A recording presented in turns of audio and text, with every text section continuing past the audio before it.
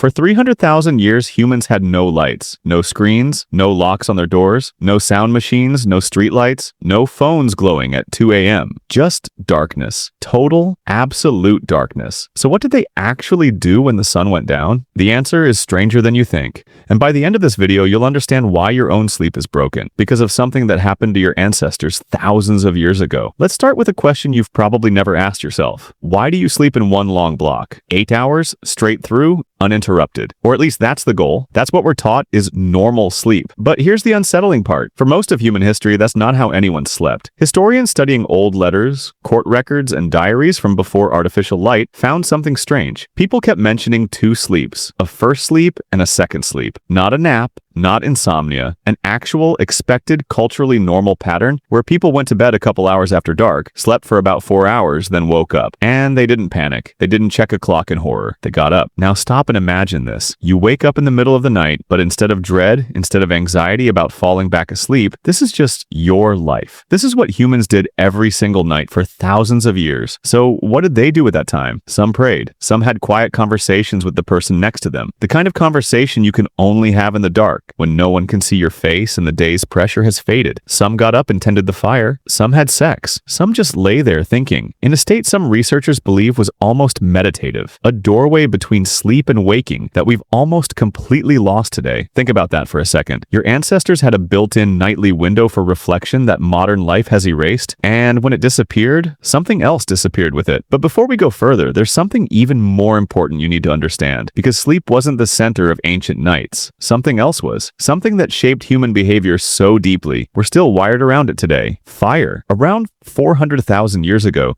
humans mastered something no other animal ever could, controlled flame. And that changed everything about the night. Before fire, darkness meant one thing: hide, freeze, survive until morning. After fire, darkness became something else entirely, a gathering point. Anthropologists studying modern hunter-gatherer tribes, groups whose lifestyle closely mirrors our ancient ancestors, found something fascinating. During the day, conversations were practical. Who found food? Who saw tracks?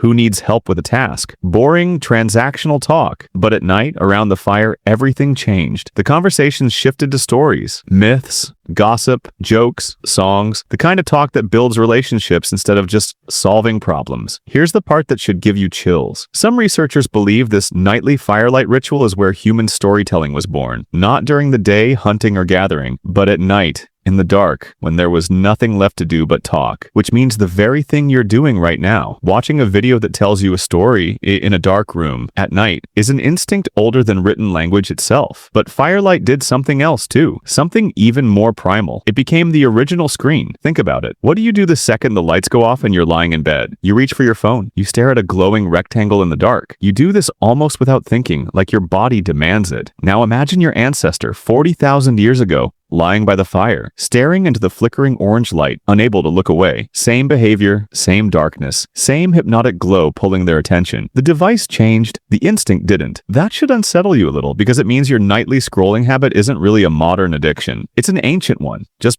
repackaged. But fire wasn't only about comfort and connection. It was also protection. And this brings us to the part of ancient nights nobody likes to talk about: fear. For early humans, night wasn't peaceful. It was the most dangerous part of the day. Predators hunted in darkness. Human eyes are terrible at night. We lost most of our night vision somewhere in our evolutionary past, trading it for sharper daytime color vision, which means for hundreds of thousands of years, the moment the sun set, humans became one of the most vulnerable creatures in the entire ecosystem. Try to picture that. No walls, no locked doors. Just you, your group, a small fire, and complete darkness pressing in from every direction, filled with sounds you couldn't identify and eyes you couldn't see. This is why humans almost never slept alone. Sleeping in groups wasn't a preference, it was survival. Someone always stayed semi-alert. Someone always sat near the fire, feeding it, watching the dark. Historians call this concept sentinel behavior, a rotating watch that kept the group safe while others rested. And here's where it gets personal. This single survival strategy might explain something about you that you've never understood. Why do children instinctively fear the dark? Why do so many adults feel uneasy sleeping in a completely silent,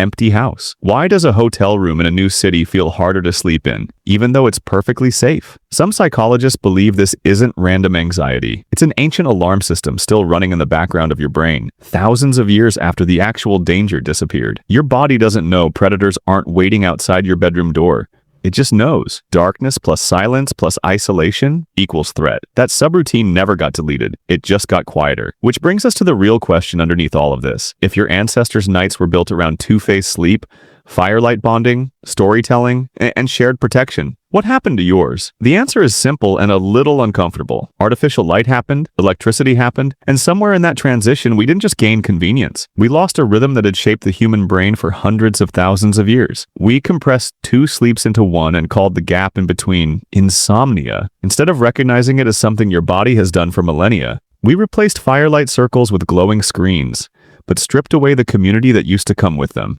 Now you stare into the light alone. And we silenced the primal fear response with locked doors and security systems, but never actually told our nervous system it's safe now. It's still listening for footsteps in the dark. So the next time you wake up at 3 a.m. and your mind starts racing, staring at the ceiling, feeling like something is wrong with you, remember this: you are not broken. You're not failing at sleep. You are running one of the oldest programs in human history, in a world that no longer has a place for it. Your ancestors would have gotten up, sat with someone, watched the fire, let their mind wander in that strange, quiet space between sleep and waking, and called it normal. You call it a bad night. Maybe the question isn't why you can't sleep like they did. Maybe the question is what you lost when you learned to.